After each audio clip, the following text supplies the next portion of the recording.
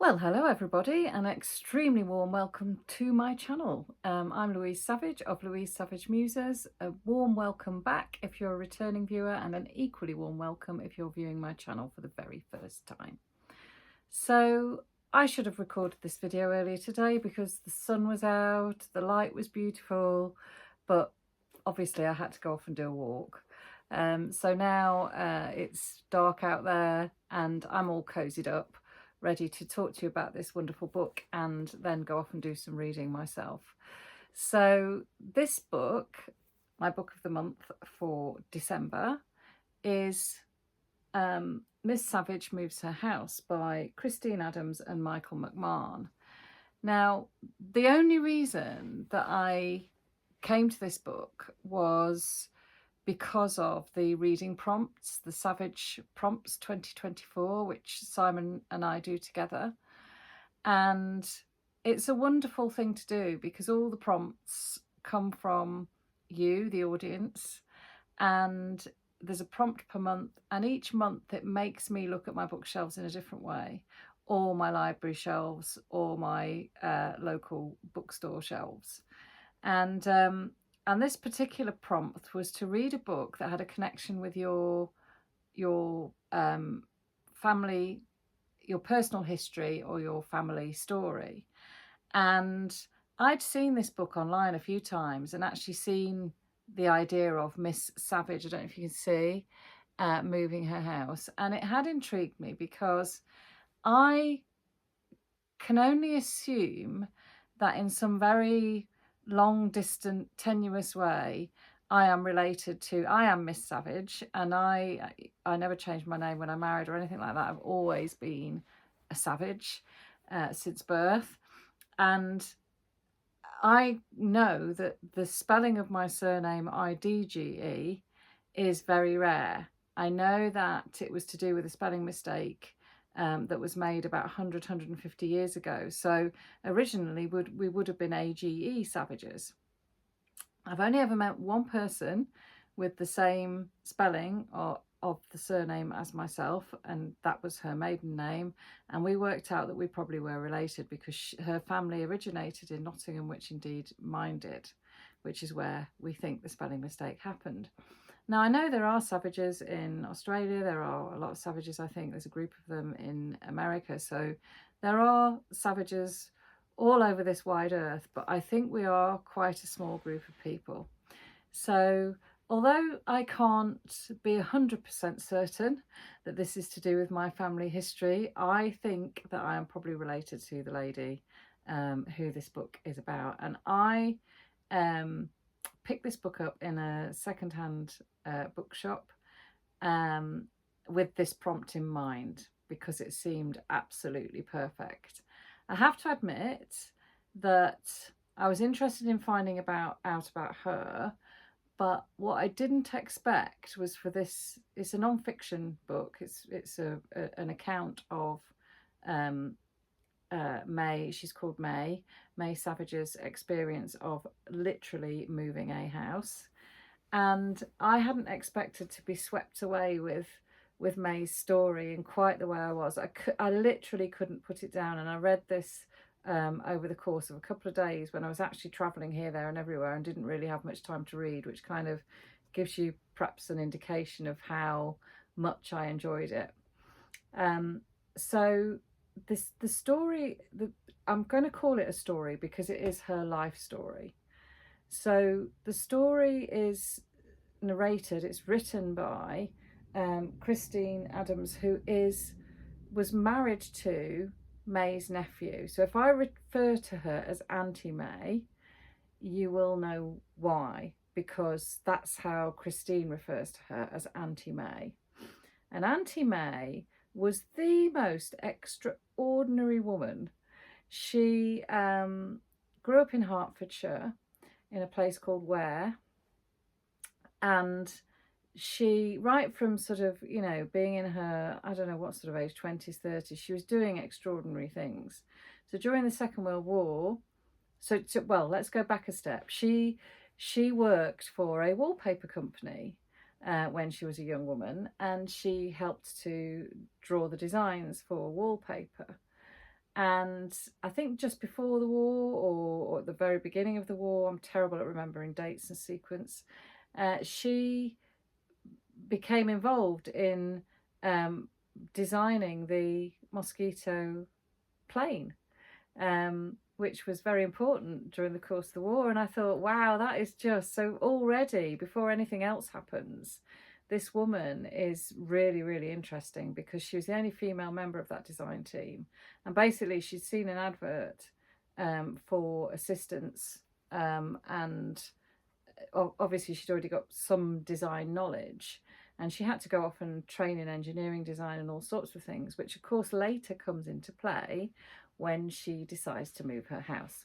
So if we scroll forward, she does things like her father died when she was quite young, and her mum and her sister were living in very straitened circumstances and often had to depend on the hospitality of other people for places to live.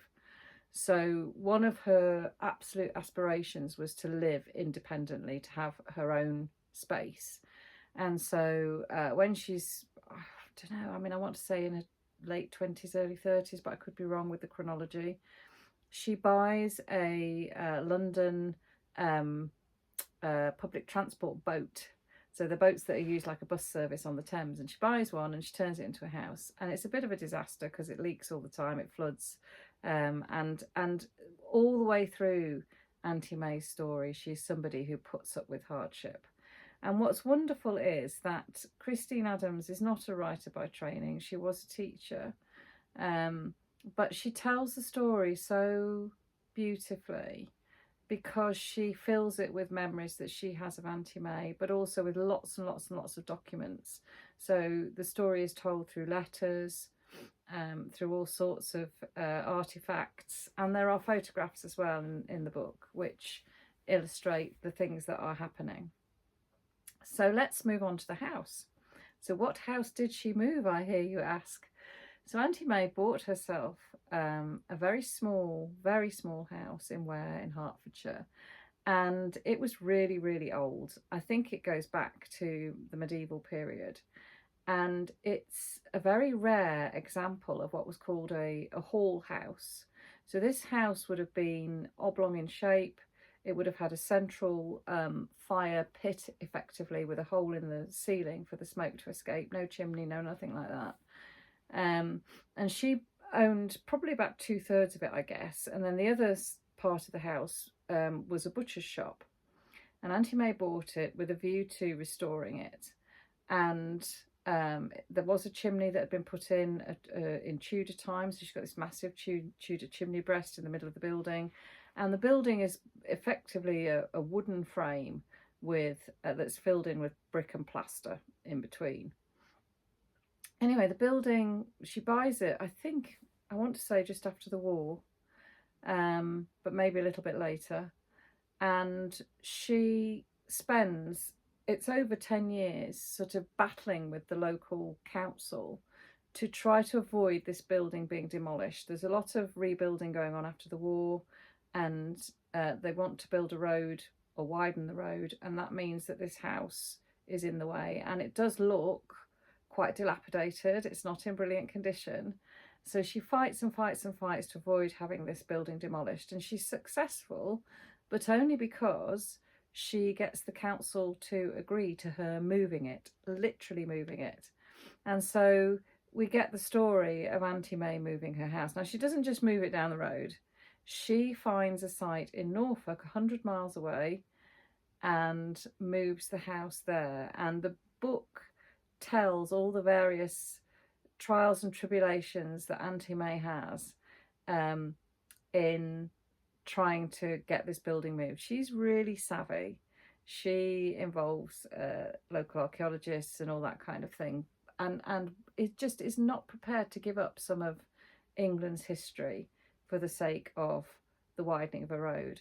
So her tenacity and her resilience is exceptional.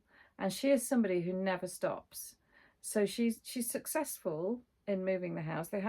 She has to label every piece of wood, because it's, the whole building is wonky. There isn't a straight line in it. So the only way they're going to be able to reassemble it is by knowing which bit of wood slots into which. It's like a giant jigsaw puzzle, I suppose.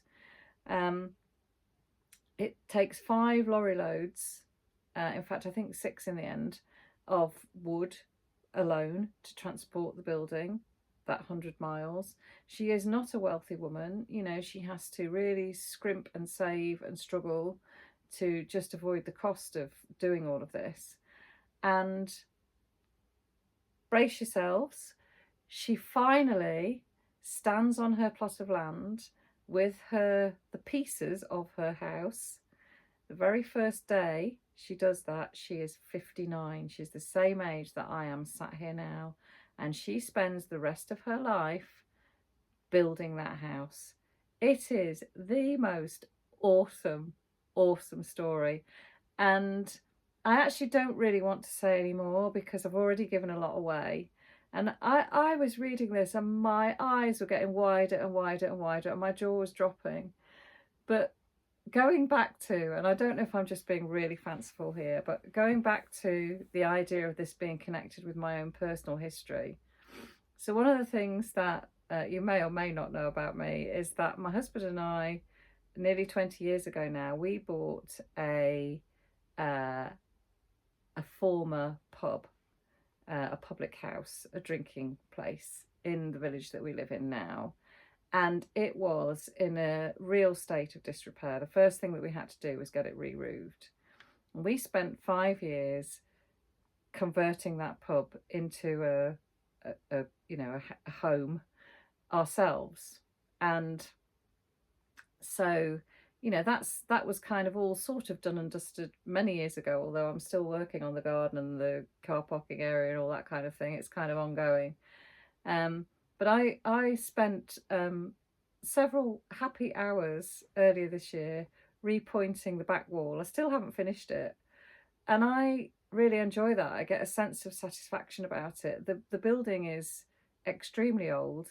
When we bought it, we knew it went back to the 1840s, but it actually, there's a lot of evidence to suggest that it goes back beyond the Tudor period, some parts of the building. So it was like a giant jigsaw puzzle. Everything was hidden. We had to strip back all the plaster. We had to expose all the beams, pull the ceiling down, everything. And so, and a couple of friends actually said to me, and various relatives, why are you doing that? You know, why are you spending time in the freezing cold repointing a wall when you could get somebody to do it? But actually, it's just that whole relationship with the building. So I feel like I have a real connection with this woman because I understand that labour of love. I couldn't live in the circumstances that Auntie May lived in. I mean, one of the things I haven't mentioned is that she was a hoarder. So when basically Christine Adams and her husband inherit the house when Auntie May dies, and it's still nowhere near finished. There's no glass in the windows. And she's a hoarder, and the place is just piled high with stuff. And when I say stuff, I mean every cereal box, every chocolate box, every sweet wrapper that Auntie May has ever owned. And one of the things I really loved was that there were towers. We have this thing in the UK called the Radio Times. It's been going for years and years and years. And basically it's a TV guide. And every week Auntie May would put inside the Radio Times every bus ticket, every receipt for everything she'd bought, every sweet wrapper she'd eaten. And so when they took over the house, you couldn't move around this building because there were just towers of the Radio Times absolutely everywhere. And what an amazing historical document. So yeah, having sort of been a bit like, I was sort of half reading this book because of the prompt, in a slightly, not resentful, that's not the right word, but I wouldn't have got to this book yet. But the minute I started reading, I was off. And that is the absolute joy of these prompts. Simon and I hopefully will be selecting the prompts over the Christmas period. So I'm really looking forward to doing that. It's one of the highlights of my year. Yeah, so if you have prompts, please suggest them down below, because we will, we put all the prompts go into the jar, but more on that later, because I think, yeah, as I say, we'll be